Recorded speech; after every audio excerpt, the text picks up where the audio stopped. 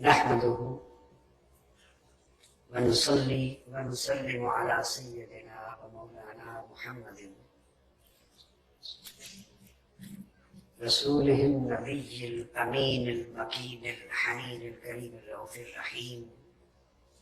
أما بعد، بسم الله الرحمن الرحیم.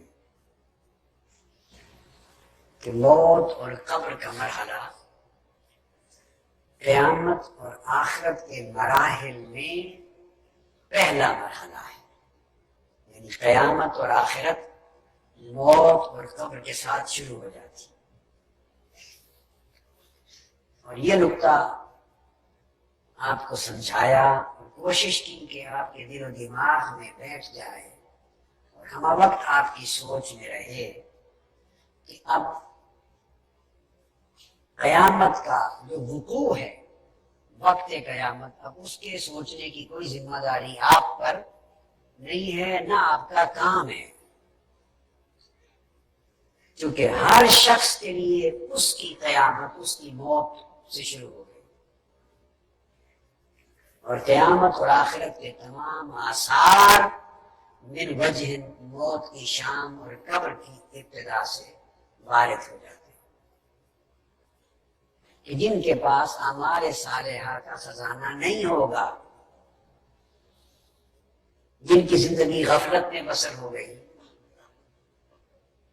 اور ان کے پاس خزانہ قبر میں، آخرت میں اپنے بچاؤ کا نہیں ہوگا، ان کی روح جب پرواز ہوگی، ان کی قیامت جب بشکل موت آئے گی، تو اس کی صورت کیسے ہوگی؟ وہ حدیث بڑی تفصیل کے ساتھ حضرت براء بن عازب رضی اللہ تعالیٰ عنہ روایت کرتے ہیں، اور یہ روایت منہار بن عمر کی ہے، اور یہ صحیح بخاری میں کتاب الجنائز باب ما جاء فی عذاب القبر میں، اور تفسیر القرآن کی کتاب میں، اور مسلم، صحیح مسلم کتاب الجنہ. یہ ہے کہ وہ آدمی، وہ تو مومن تھا، صالح تھا، اب وہ جو محروم ہے اس سعادت سے، جو اپنی زندگی کو آخرت، اپنی زندگی میں اپنی آخرت نہ بنا سکا، غفلت میں رہا، جس کی آنکھوں پر غفلت کا پردہ رہا، اس کے نفس نے، شیطان نے اور دنیا نے اس کو دھوکے میں رکھا. جب اس کی موت واقع ہوتی ہے تو حدیث پاک میں آتا ہے کہ پھر ملائکہ سیاہ چہروں کے ساتھ، سیاہ چہروں کے ساتھ ملائکہ اس کے سامنے آ کے بیٹھتے ہیں. اسی طرح جیسے مومن صالح کے سامنے نورانی سورج اور چاند کی طرح چمکتے چہروں کے ساتھ بیٹھے تھے، جو محروم سعادت ہے اس کے سامنے سیاہ چہروں کے ساتھ ملائکہ بیٹھتے ہیں، اور پھر ملک الموت آتا ہے، اسی طرح اس کے سرانے بیٹھتا ہے. صالح مومن کو اس نے کہا تھا فَيَقُولُ أَيَّتُهَا النَّفْسُ الْمُطْمَئِنَّةُ، اس کو کہا تھا اے نفس مطمئنہ، آجا اپنے رب کی مغفرت اور اس کی رضا کے باغات میں لے چلو. اور یہ جو روح ہے جب یہ قبض ہونے لگتی ہے، اس کو ملک الموت کہتا ہے ایتھا النفس الخبیثہ، اے خبیث روح، خبیث جان، اخرجی الی سخط من اللہ وغضب، نکلو اس جسم سے، آؤ اللہ کی ناراضگی اور اللہ کے غضب کی طرف تمہیں لے جایا جائے.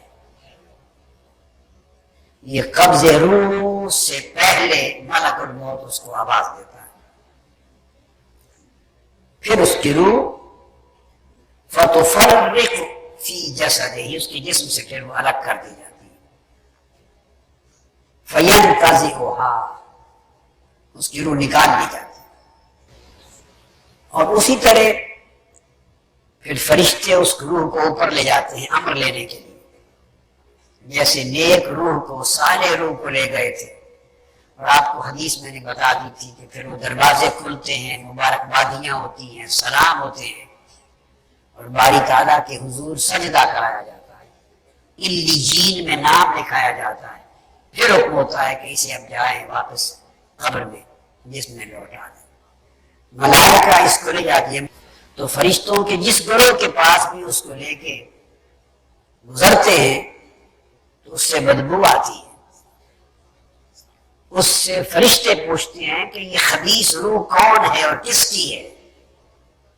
نہایت برے ناموں کے ساتھ وہ بتاتے ہیں کہ فلاں جو فلاں کا بیٹا ہے اس کی یہ خبیث روح آئی ہے، موت ہو گئی. حتی ینتہی بہ الی السماء الدنیا، حتیٰ کہ اسے آسمان دنیا پر لے جایا جاتا ہے. آ جاتا ہے کہ دروازہ کھولیں آسمان دنیا کا. حکم ہوتا ہے کہ نہیں، اس خبیث روح کے لیے آسمان دنیا کا دروازہ بھی نہیں کھلے گا. یہ بات فرما کر آقا علیہ الصلوۃ والسلام نے اس موقع پر یہ آیت کریمہ کی تلاوت کی.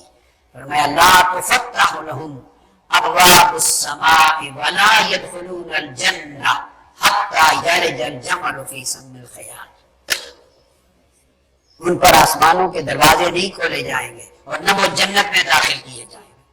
تو آقا علیہ الصلوۃ والسلام نے اس موقع پر یہ آیت کریمہ تلاوت فرمائی.